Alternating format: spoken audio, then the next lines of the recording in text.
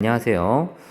이번 시간에는 최명환 선생님과 같이 주제 3, 교통통신의 발달과 정보화에 따른 우리 생활의 변화에 대해서 알아보도록 하겠습니다. 교과서는 74페이지입니다. 같이 74페이지를 펴시고 같이 교과서를 읽으면서 정리하도록 할게요. 주제 3에 배운 내용들은 그렇게 어려운 주제는 아니고 가볍게 전반적인 내용을 이해하시면 됩니다. 부담 없이. 자, 교통통신의 발달로 우리 생활은 어떻게 변화했을까? 과학기술의 진보로 교통수단과 통신기술의 발달하면서 사람, 물자, 정보 등 이동에 있어서 시간적, 공간적 제약이 줄어들었다. 자, 교통수단이라고 하는 것은 뭐 철도라든지 아니면은 비행기라든지 자동차 이런 부분을 말하는 거고, 통신은 여러분 사용하는 인터넷, 휴대폰 이런 걸 의미하겠죠. 그걸 통해서 시공간적인 제약이 줄어들었습니다. 예시를 들어봅시다. 예전에는 서울에서 부산까지 가려면 꼬박 한 달이 걸려야 했지만 철도의 등장 이후 이동 시간은 크게 줄어들었다. 1950년 통일호를 이용하면 서울에서 부산까지 9시간이 걸렸다. 와, 서울에서 부산까지 무려 9시간이나 걸려요. 그러나 열차의 성능이 개선되고 속도가 점점 빨라지면서 이제는 서울에서 부산까지 2시간 40분 정도면 이동할 수 있게 되었다.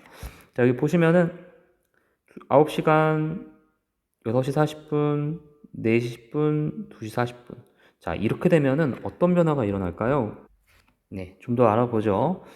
철도 교통을 비롯하여 도로, 항공 등의 교통수단이 발달함에 따라 접근성이 크게 향상되고, 접근성이라는 것은 A 지역에서 B 지역으로 접근, 이제 다가가려고 하는 것을 접근성, 가까운 정도를 의미하죠. 그것이 많이 좋아졌다는 거죠.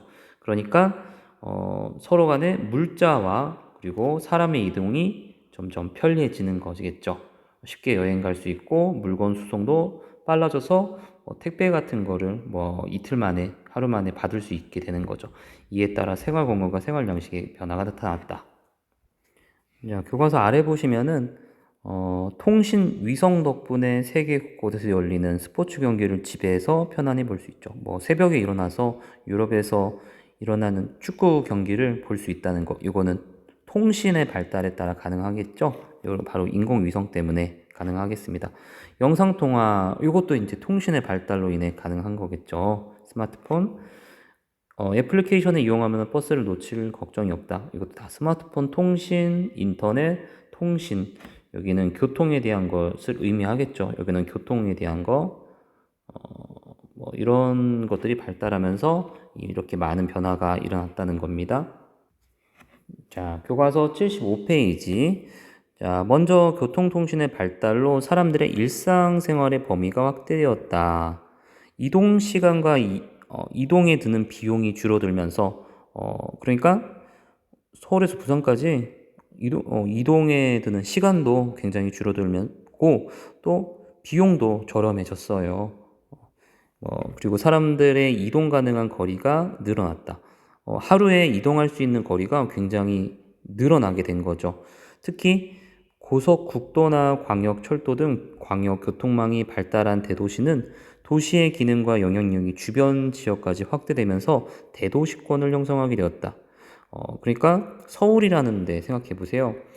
과거에는 서울에 직장이 있으면 그곳에 출퇴근하기 위해서 수원이 집이었다면은 지금은 수원보다 더 멀리 떨어져 가지고, 예를 들면 요즘엔 동탄이라든지 심지어 천안이라든지 굉장히 서울 간의 거리가 상당히 멀어요. 과거에는 여기 살았단 말이에요. 그런데 교통이 발달하니까 더 멀리 있는 천안까지 가도 불과 KTX 타면은 지금 한 40분 정도? 굉장히 가깝거든요. 그러니까 도시가 과거보다 이 정도 범위라면은 점점 규모가 더 커진다는 거죠. 이거를 대도시권이 형성했다라고 표현하는 겁니다. 그래서 이에 따라 과거보다 집과 학교, 집과 직장 간의 거리가 멀어졌어요. 멀어져 원거리 통학도 가능하게 된다는 거. 원거리는 멀리서 원거리 통근하는 사람이 많아졌다. 자, 여기까지는 뭐 아예 지하철로 이어져 있죠. 지하철 타고 통근이 가능한 겁니다. 그 다음에 또한 교통통신의 발달로 경제활동의 범위가 확대되었다. 대형 선박이나 항공기를 이용하여 대량의 화물을 더욱 빠르게 운송할 수 있게 되었다는 거죠. 그러니까 해외에서 여러분 뭐 직접 구매, 줄여서 뭐 직구라고 하는데 시간이 점점 빨라지고 있어요. 더 빠르게 해외에 있는 물건을 내 것으로 내가 내 집안으로 들일 수 있고 통신의 발달로 금융거래가 활성화되었다. 요즘엔 스마트폰을 이용해서 주식 거래나 인터넷 거래가 쉽게 가능하죠. 이에 따라 기업의 경제활동 범위도 전 세계로 확대되고 굳이 국내에서만 물건을 팔지 않아도 돼요. 어, 해외에서 홍보를 통해 외국인들이 우리나라 물건을 쉽게 구매할 수 있게 된 거죠. 소비자들은 세계 각지에 생산된 다양한 상품을 여러 경로를 통해 구매하고 이용할 수 있게 되었다. 뭐 예를 들어 보면은 뭐 네이버에다가 뭐 휴대폰을 제가 검색을 해보니까 블랙베리라고 해서 이것은 해외 직구 스토리라는 사이트에서 해외에서 배송해 주는 거예요. 내가 화웨이를 갖고 싶다 하면은 이것도 해외에서 판매되는 거거든요. 이렇게 쉽게 그 외국의 제품을 살 수 있다는 거죠. 자, 그리고 교통통신의 발달로 사람들의 여가 공간이 확대되었다. 그래서 여가라는 건 놀러 간다는 거죠. 철도교통, 항공기를 이용하여 장거리 이동이 가능해짐에 따라 국내 여행뿐만 아니라 뭐 제주도 하루 만에 당일치기 여행 가능하죠. 해외 여행을 할 기회가 증가하였다. 가까운 일본이나 중국이나 동남아를 쉽게 여행할 수 있는 기회가 증가하죠. 이를 통해 인적 교류가 활성화되고 다른 지역이나 국가의 문화를 체험할 기회가 많아졌다. 여기 아래 내용을 쭉 보시면 시사 자료실에 보면 외국인은 우리나라로 들어오고 우리나라는 해외로 가는 인원수가 점점 늘어났어요. 우리나라를 찾는 외국인 관광객은 뭐 63만 명에 불과했어요. 1975년. 근데 2015년에는 무려 1,300만 명이 넘어서 40년만 20배가 넘었다. 외국인이 20배가 넘었어요. 근데 해외로 나가는 우리나라 관광객은 더 많아요. 150배 정도 증가했어요. 그래서 우리나라는 해외에 많이 여행을 많이 가는구나. 왜 그럴까? 소득이 향상했거든요. 그리고 항공교통이 대중화. 쉽게 항공기, 비행기를 탈 수 있죠. 출입국 절차가 간소화될 수 있죠. 뭐 표를 보시면은 이렇게 점점 늘어나고 있다는 거. 여가를 국내가 아니라 해외로 가고 있다는 걸 알 수 있겠습니다. 다시 위로 올려서서 자, 여기 보겠습니다. 한편 교통통신의 발달은 생태 환경에도 큰 영향을 주었다. 교통망과 통신시설을 구축하는 과정에서 생태계가 파괴되기도 하지만 발달한 교통통신을 이용해 생태 환경에 도움을 주기도 한다. 예를 들어 산불이 나면 헬리콥터를 이용해 산불을 빠르게 진압할 수 있고, 그렇죠. 헬리콥터가 물을 길어서 산불을 이제 진화할 수 있고, 그리고 위치 확인 시스템, GPS를 멸종 위기 동물, 예를 들면 뭐 독수리에게 달아주면은 그 독수리가 멸종 위기예요. 나중에 언제 오는지 확인해서 먹이도 마련해주고 이동 경로에서 뭔가 도움을 줄 수 있는 것을 준비해주기도 합니다. 뭐 참고로 한번 검색을 해봤는데 뭐 여기 보면은 쭉 보시면 독수리가 있어요. 이게 멸종위기 동물이에요. 그래서 여기다가 위치 추적기 GPS를 달았어요. 그래서 비행 활동을 분석을 해줘요. 자 보면은